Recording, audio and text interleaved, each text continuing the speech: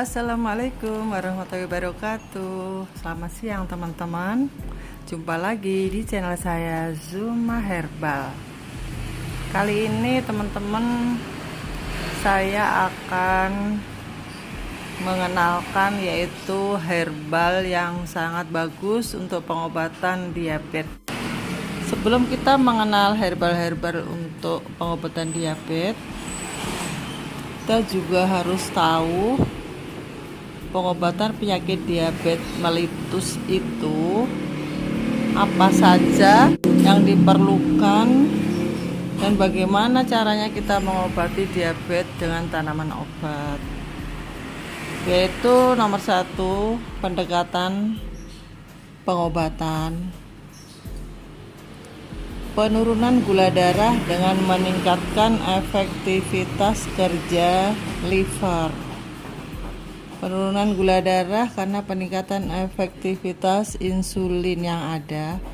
Penurunan gula darah karena pengurangan input karbohidrat. Dan lain-lain. Kalau kita baca semua, kita akan bosen ya teman-teman. Jadi ini adalah dimana materi yang suka saya berikan kepada siswa-siswi yang ikut pelatihan herbal di tempat saya.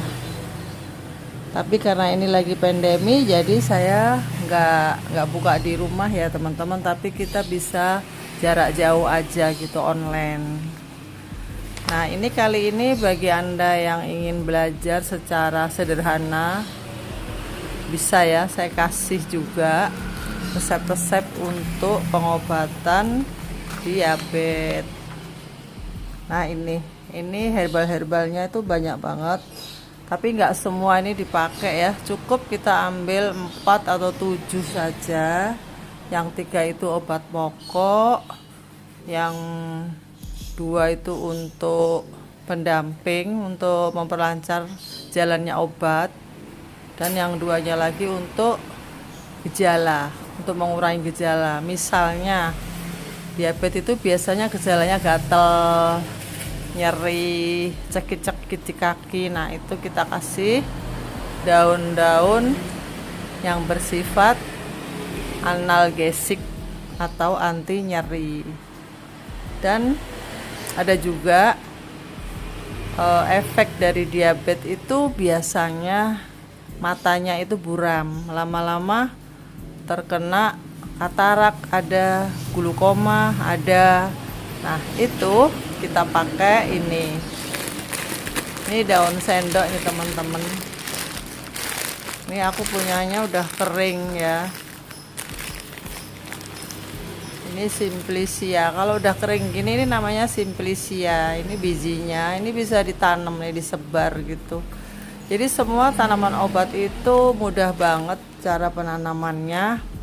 Seperti rumput liar, memang dia itu nggak perlu penanganan khusus gitu, enggak.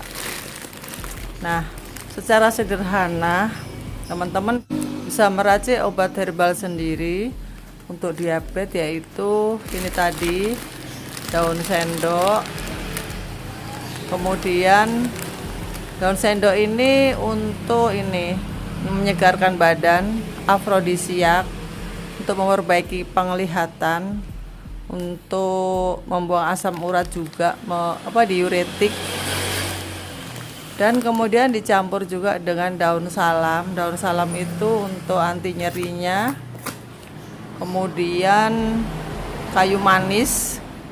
Kayu manis itu obat pokok ya, dia penurun gula darah.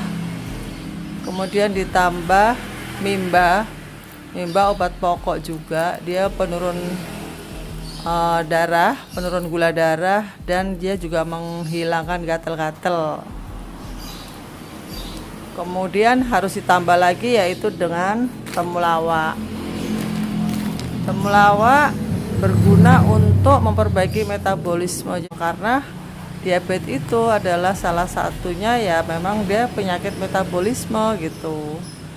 Dia nggak bisa memproduksi atau mengolah gula kan, akhirnya gula itu jadi melimpah ruah di darah kita. Jadi metabolisme juga harus diperbaiki. Nah, itu tadi herbal-herbal yang bisa diracik secara sederhana tapi khasiatnya cukup bagus. Oke, selain kita menyiapkan herbal-herbal untuk diminum, kita juga harus memperbaiki pola makan. Apa saja yang boleh dimakan dan apa aja yang tidak boleh dimakan. Ini mungkin berisik ya teman-teman, karena saya bikin vlognya ini di ruangan terbuka dan deket pinggir jalan raya. Nah teman-teman, selain minum herbal-herbal, kita juga harus merubah gaya hidup dan gaya makan. Jadi kita harus diet rendah karbo. Karbo itu apa saja? Berkali-kali saya sudah terangkan. Karbo itu adalah nasi, termasuk tinggi ya karbonya. Kentang tinggi juga. Ubi jagung, singkong, lemper, mangga, itu semua tidak boleh bagi orang yang gula darahnya itu di atas 200 atau di atas 185. Itu sudah 185 itu sudah tinggi ya, sudah warning gitu loh. Jadi harus diet. Jadi bagaimana dong, kita nggak boleh makan nasi dong.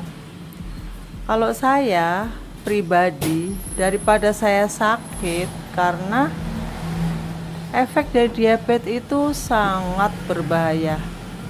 Ada yang buta, ada yang kakinya membusuk. Karena diabetes sendiri itu teman-teman, obatnya itu gak ada kecuali makanan yang kita rubah. Yang tadinya kita itu tergantung dengan karbohidrat, energi kita sekarang harus dirubah menjadi tergantung dengan lemak. Jadi yang boleh apa aja? Yang boleh yang rendah karbo. Nasi nggak ada ya penggantinya, tapi kita bisa mengakalin dengan sayuran. Sayuran yang mengenyangkan tuh banyak. Contohnya labu siam, kol, belum kol, brokoli, buncis. Itu bisa untuk pengganti nasi. Kemudian daging boleh, ayam boleh, kita boleh makan udang, makan cumi, makan jeroan, tapi asal tidak ada riwayat asam urat ya. Kalau Anda memang sebelumnya sudah punya asam urat, maksudnya bermasalah dengan asam urat yang tinggi, ya jangan makan jeroan. Pilihlah hewan yang protein yang bagus-bagus gitu, misalnya ayam, daging, boleh kayak gitu ya, ikan laut, ikan tambak itu boleh, telur. Nah telur tuh sangat boleh teman-teman, sangat aman.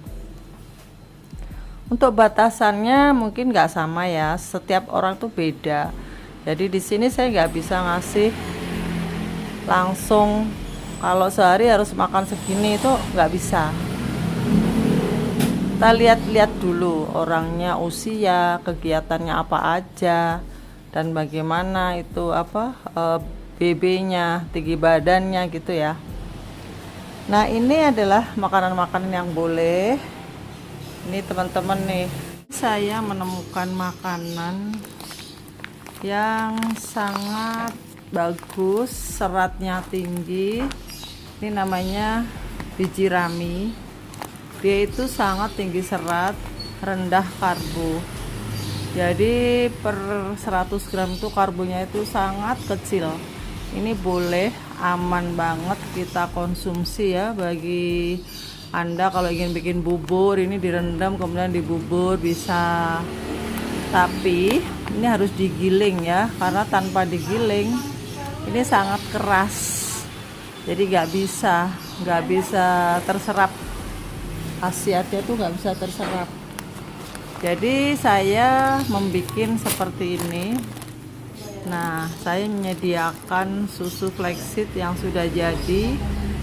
Ini sudah matang, sudah di oven, tinggal minum diseduh seperti kopi gitu.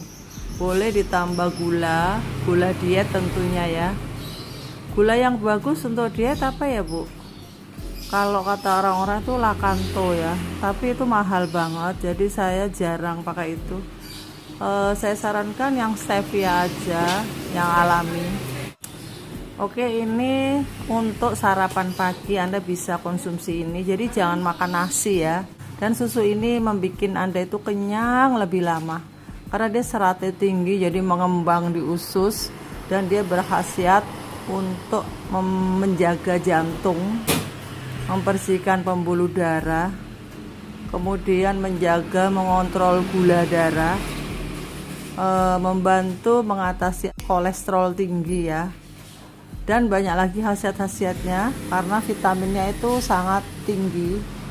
Dia mengandung omega 3 yang lebih tinggi dari ikan salmon, jadi sangat bagus bagi Anda yang sakit jantung, bisa pakai ini. Nah, ini diminumnya pagi boleh, siang boleh, malam boleh, di waktu Anda lapar. Kemudian ini mie, ini adalah mie ketos yang terbuat dari telur dan tepung keto. Jadi ini rasanya itu dominan telur gitu ya. Ini bisa kalian goreng, bisa Anda goreng jadi keripik telur buat camilan. Setelah itu bisa dibikin mie goreng, bakwan goreng, bakmi goreng, atau dibikin kerupuk endok gitu ya. Kalau di Jawa namanya kerupuk endok, tapi belum ada ya, dulu tuh belum ada, ini kan baru-baru ini aja keluar. Sejak ada diet keto itu banyak sekali orang-orang yang ingin memproduksi makanan-makanan diet, karena memang mereka itu sulit mendapatkan makanan diet gitu loh. Jadi mereka akhirnya membuat seperti ini. Ini produksi Zuma Herbal. Jadi insya Allah ini dijamin ya teman-teman, amanah.